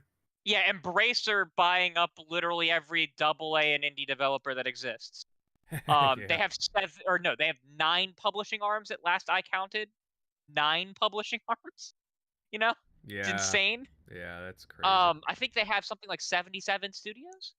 They're still by population smaller than both Xbox and Ubisoft, like actual employees, but they have 77 different studios working on some of them even more than one title at once. So that it's a content arms race, and so when you're looking at the companies to look into acquiring beyond just like companies you're close with and have invested in already, you need to look at what kind of content does this get me? And usually you're looking for one of two things. You're either looking to further excel the pillars that you're known for. For Microsoft, this would be RPGs, and it would be multiplayer games, whether it be co-op or live service or what have you. Because we have everything from like Halo and all that, and Microsoft was always historically known as the RPG developer, as like an RPG platform. They brought Bethesda to the console. They published the first Mass Effect game. That wasn't EA with BioWare. They published the first Mass Effect game, and that was something that was lost in last generation. Microsoft kind of lost that identity of a RPG developer, only to bring it back and then some with their acquisitions since 2017. And then for Sony, that would be your third person action adventure, single player, bespoke stories. But then the other thing you got to look for when you're acquiring studios is, do they have something that we don't right now? That was the point in getting Bungie. That was the point in getting Jade Raymond Studio. They offer Sony something that Sony does not have right now, and that is bespoke multiplayer experiences. And that's going to be very important for Sony in the overall content race. Even if one game isn't great or the next game isn't great, right? It's still important because your studios all learn from each other. So it's a brilliant move to expand your studios additively with an acquisition to get this multiplayer focus, instead of trying to convert one of your existing studios that might not be well versed in multiplayer, right? Because then you're not only potentially going to have a failed game, you've taken a developer that was making something good and was making people happy, and now you also don't have that good product. So instead of transforming, say, Naughty Dog into a multiplayer-focused studio, or that's a bad example because they have the factions games and they had the kind of well-liked Uncharted multiplayer. What's one of their studios that only like Insomniac doesn't really make multiplayer games, so like that would be like taking Insomniac and putting them on a like MMO. That's terrible. But Insomniac can keep making single-player games, and they've added the ability to develop multiplayer games. And I think that's why this acquisition might not make current Sony fans the happiest, but it will hopefully make new Sony fans that weren't fans before. And I think that's conceptually why they want to get into the game as a service model, and specifically get into it in this way, where they're spinning up new teams and they're spinning up or where they're acquiring new teams to make their multiplayer experiences, as opposed to trying to convert existing teams. So I think that this is more about expanding the potential Sony fan base rather than trying to win over the current fan base with this. It's all about growth as opposed to sustaining. Mm-hmm. Right. It's about trying to get a broader audience, I guess you could say, into it. Yes. Yes. And we see Microsoft doing the same thing. That's why they bought Bethesda, right? Mm-hmm. Bethesda offered them a ton of great single player primarily, because Doom has multiplayer, but like everyone loves Doom not for that multiplayer. They love it for the killing all the demons with the chainsaw and the shotgun, the grappling hook.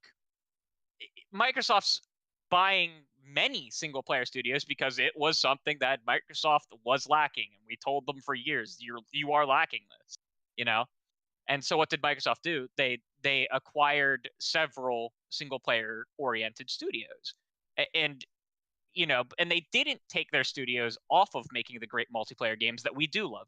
We love Forza, we love Gears, we love Halo, we love Sea of Thieves, and you want those things to keep continuing.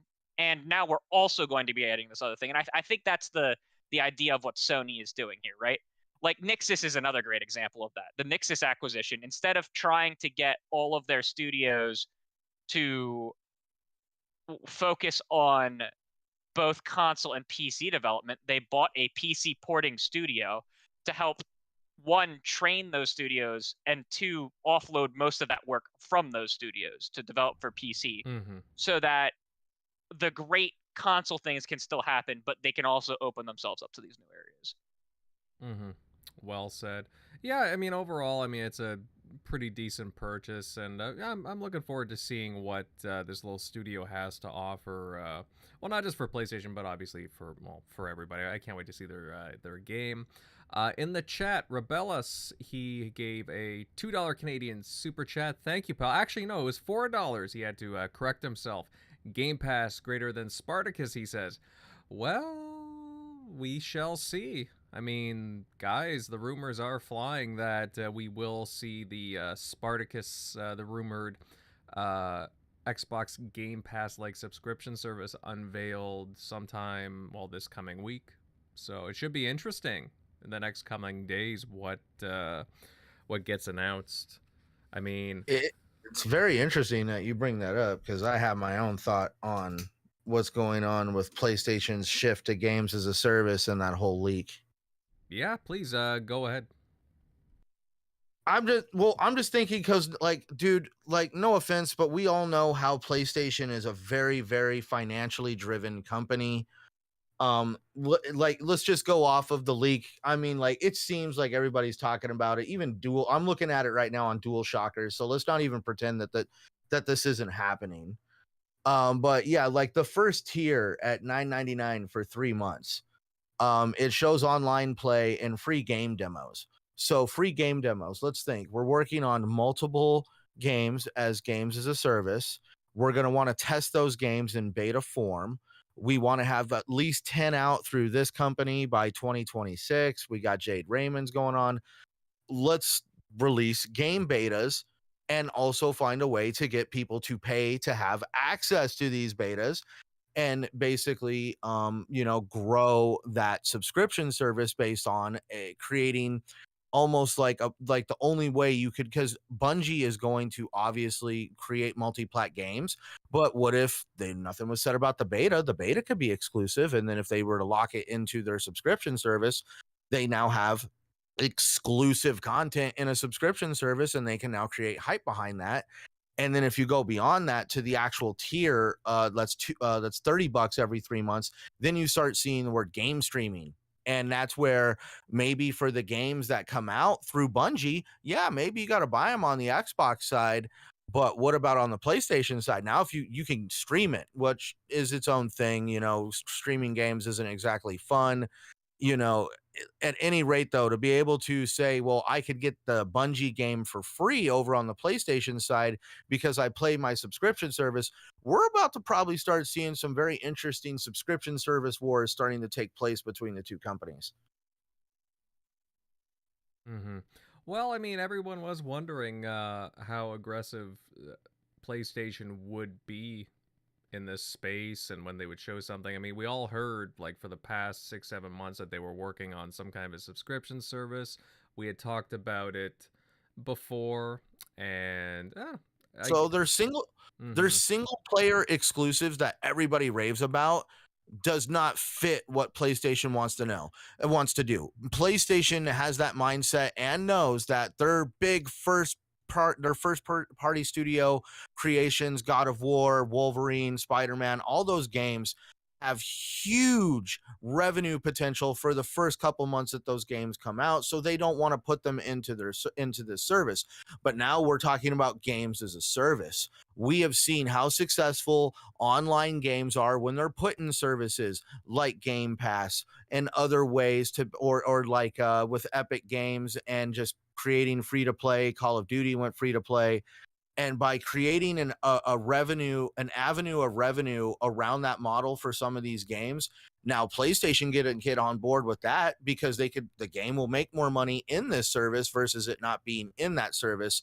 And that's where I think PlayStation subscription service is going to be geared very heavily more towards a multiplayer sense or games as a service sense. Mm-hmm. Yeah. I mean, I think that your thesis on this is very interesting, and you know what? It definitely plays heavily into, again, how they've been talking and the games that they're investing in and the studios that they've been purchasing. I think it makes a lot of sense, but you know what? We'll see. We should hear news about it, I would assume, if not tomorrow, the next couple of days. Everyone's saying that we're going to get some PlayStation news next week. It does seem to be Spartacus details. I mean, who knows about these leaks? I mean, I'm kind of 50-50 on them, but hey, we shall see. What do you guys think in the chat? You guys looking forward to a PlayStation streaming service? I mean, hey, could be good, but we shall see. And guys, let's move on to our last topic of the night. And guess what? A PlayStation exclusive is making its way to other platforms. Godfall. Everybody remember Godfall? Well, it's slated to come to Xbox platforms and Steam April 7th, so very, very soon. And it will be in the form of the Ultimate Edition, which includes a bunch of updates and an expansion. So, hey, that's pretty good. Centurion Bud, I'll hit you up on this because I know you've played it. I don't know. What do you think about Godfall overall coming to Xbox, like the Xbox systems? Is this something that that people on Xbox should check out, or do you think that it's like, you can pass on this? So for starters, I've been waiting for this moment to happen. I thought it was going to happen in November because that's when the PS5 came out, not last year, but the year before. PlayStation 5 exclusive launch title. I thought for sure it was a 1-year exclusive. Yeah, I was wrong. So wrong that I bought the expansion on sale for the Christmas sale on the PlayStation Network. I haven't played it yet, but now that I found this is coming, I'm like, well, it looks like I'm going to now have to buy everything on Xbox because I definitely want to play that game with some friends of mine. On to, is the game worth it? So the game is absolute eye candy, in my opinion. It's a really, really awesome game. I had a lot of fun. Total hack and slash. The concept of being able to carry two primary weapons. You have long swords, short swords. You have double-ended staffs with unique weapons on the end of them. You basically can switch from these weapons on the fly and have really, really fun hack and slash combat experiences. There is an RPG-esque element to it. The loot drops. You pick up these items. They apply stats to your character or different perks to the weapon.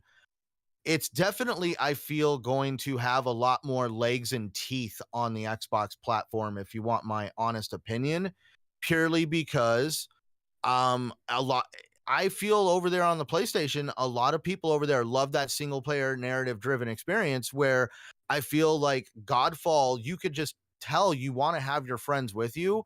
And I feel this game is probably going to have a lot more legs to it on the Xbox platform.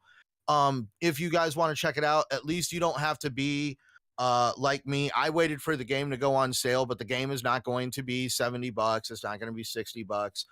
The game is actually going to come out as an ultimate edition for about $40, but it's coming out with this initial introductory price, which I think is really cool, that you can get the whole package for $30.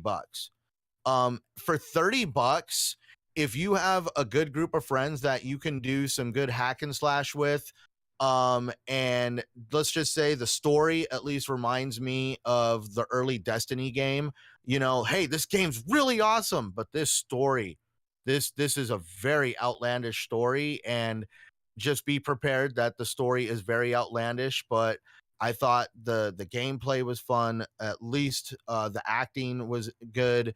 The concept of Godfall, I completely completed the game. I had fun with it. I go on about it, but I also don't want to put everybody to sleep either.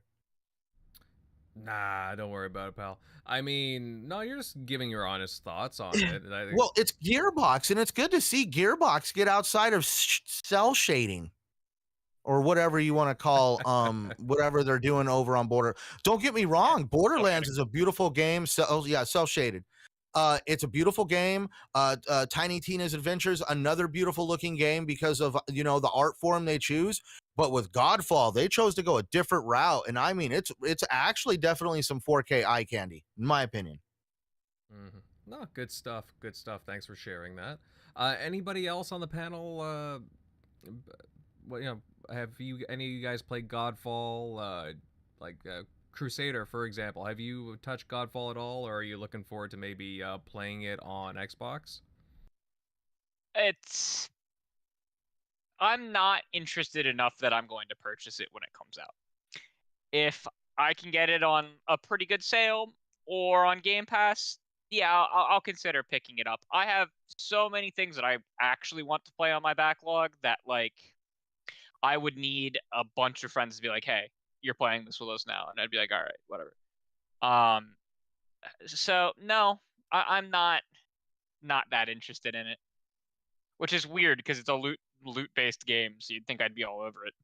Yeah, you seem to really love those types of games, so that's why I'm surprised. So, oh well, that's fine. I mean, can't play everything, I suppose. Tim, how about you, pal? I mean, is Godfall something that you'd be interested in checking out, or is this a pass for the time being? No, and I think that it should be put into Game Pass, if anything. I think that being that shitty of a game missed Game Pass, and the guy went at Phil and was kind of a dickhead about the whole situation, Randy Pitchford. Oh, yeah. Kind of left a bad taste in my mouth. Let's be honest, the game was a bad game. And if it's going to get any type of look, at least for me, it's going to have to go into Game Pass. I'm not putting any money to it. Now, I've heard that Randy is, been much cooler and been cool. I don't know nothing about the story. Forgive me. With Randy Pitchford? Yeah, forgive me. No, I don't know. It was nothing. He just came. He came. Phil had made a tweet about how Moore's law and how technology was slowing down, or it's harder to get more out of basically, technology, and he came with some tweet that was just a real dickish tweet. Now I have to say, since then I know that they've been cool, and they I remember when Phil Spencer said that about Moore's Law. yeah, he had quoted the tweet, and he took some really weird stance saying that Phil was making excuses for Series X. I don't know. I just remember it was a dickhead comment, and wasn't a fan of it. But he also they did this exclusivity stupid thing where they kept it off the platform, and I don't know, if you're gonna have a good game, that's one thing, I guess. But if you're gonna have a game that's mid, you should be trying to get you should putting it on all platforms at all times. So I don't know. Not that I'm really mad about it or whatever. But personally, I'm not going to play it unless it's in Game Pass. I'm not putting my money into something like that. So it's nice that it came. I guess it's good that they patched it up and it came to the platform. But I think that going to Game Pass would actually help the game. Mm-hmm. Yeah, because you would think that this would be a title that would automatically go in there. I mean, it's a co-op looter shooter. You think that they would automatically put it in there. So I mean, it just for it to have any success, I mean, from what I remember, the reviews weren't too kind to it, and most people are like, well, it's okay, but there are other games that do the genre better. So I'm just kind of curious that they wouldn't put it on Game Pass. So yeah, just very telling in my opinion. I mean, if it does come to the service at some point, I might check it out, but I think I'm with you, Tim. I don't think I'd go out of my way to buy it personally. Like, there's other games out there for me that I'm just more interested in. But how about you guys in the chat? Do you want to check out Godfall on Xbox? Definitely let us know. Shock Buddy, are you there? Yeah, I'm here. Yeah. Do you have any thoughts on this? Like, are you interested in checking out Godfall at all on Xbox, or is this a hard pass? Yeah, it's definitely probably a hard pass for now, unless it came to Game Pass. I don't really have much interest in it, but yeah, I'll pass unless I know a bunch of people that are on it, maybe.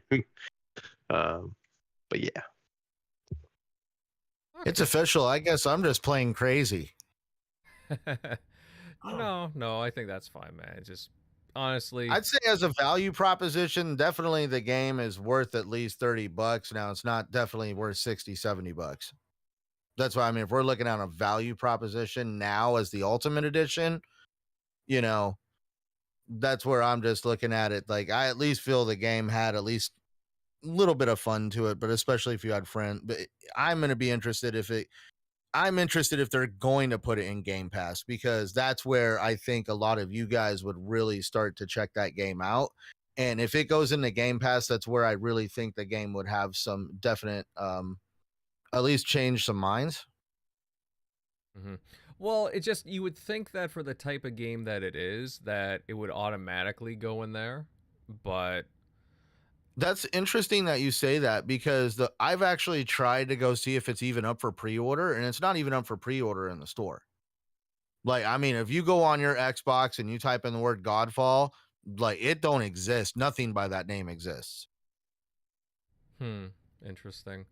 Well, I mean, it might come to the service at some point. It would just seem like a shoo-in, right? But I mean, that's just my opinion anyways. I'm sure there's a few people in the chat that would agree with that.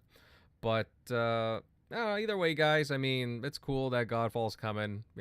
Even if it's not on Game Pass, you guys can definitely check it out and, play with Centurion. No worries. But all right, guys, I think we went over everything that we needed to. So we'll start to close things off for tonight. Fun night talking about, the Halo TV show, the new cloud publishing division over at Xbox, Godfall, of course, and, news regarding PlayStation. And to everybody that has been watching and listening in, it was great having you all here, from everybody just listening in to everybody in the chat. Hey, I love the energy in the chat. Thanks for all your opinions, guys. It was great having you here. And if you enjoyed tonight's offerings, then hey, consider dropping that like, subbing to the channel, and share this out across different social media outlets. Again, really, really good times tonight. Now let's head over to some of those outros, starting off with, let's start off with our newest member tonight, Crusader Bud. Really awesome show tonight. Where can everybody follow you at? You can follow me at Crusader3456 on Twitter. Pretty active there, do lots of in-depth discussions and things like that. I'm also pretty active over on the Destiny subreddit and the r/gaming leaks and rumors subreddit, where I do write mega threads. So you can follow me there at the same username. All right. Hey, you heard the man. Definitely check him out there. He's I've gone to his threads, and hey, they are really in depth. And definitely check out his Twitter too. He does extensive work updating different threads too. Very informative fellow. This Crusader is. Moving on here. Centurion Pal, hey, I loved your insight tonight. Definitely lots of good stuff we talked about. Where can these fine people follow you at? Oh, well, thank you to everybody out in the chat for joining us tonight. For those interested in finding me and my content, you can find me on my channel at Centurion1307 right here on YouTube.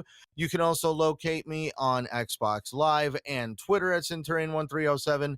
And you can also find me right here every Sunday night with this amazing group of gentlemen right here on the TXR Podcast. Amazing, he says. I'm blushing. Thank you very much.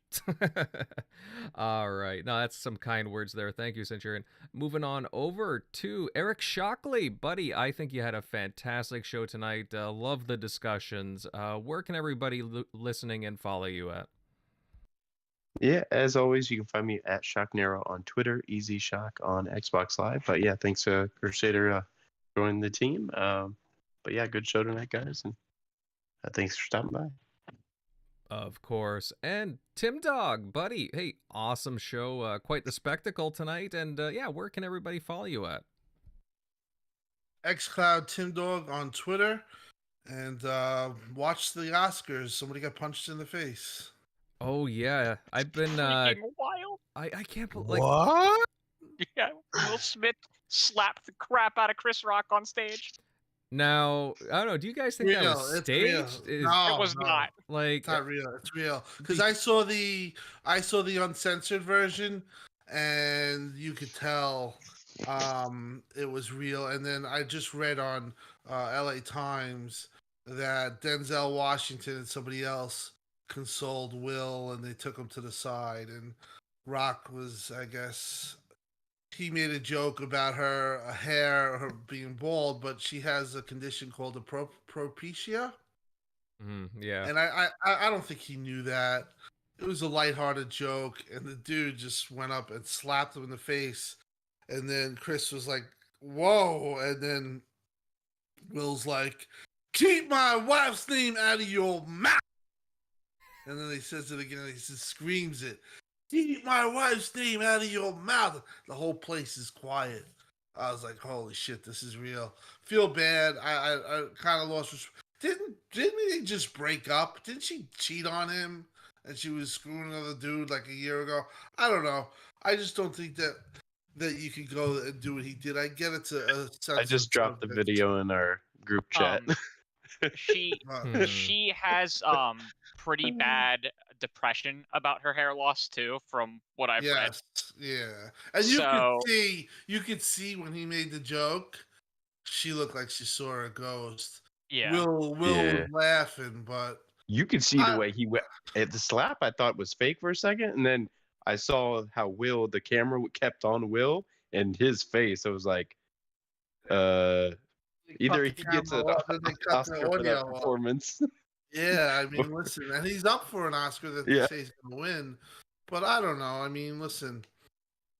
You could see that was genuine, hatred coming out of him. I mean, they could have handled it differently. I just think if it was somebody else, I mean, Chris Rock is such a good guy. He's such a class act, and he handled it like a class act but I He's just like, felt "What the bad. Like, fuck's I going mean, yeah. I'm shocked he was still smiling after that. Like, oh, I just He was probably just like, okay, did not He know handled think it that was great, gonna but get taken that way. it annoyed me.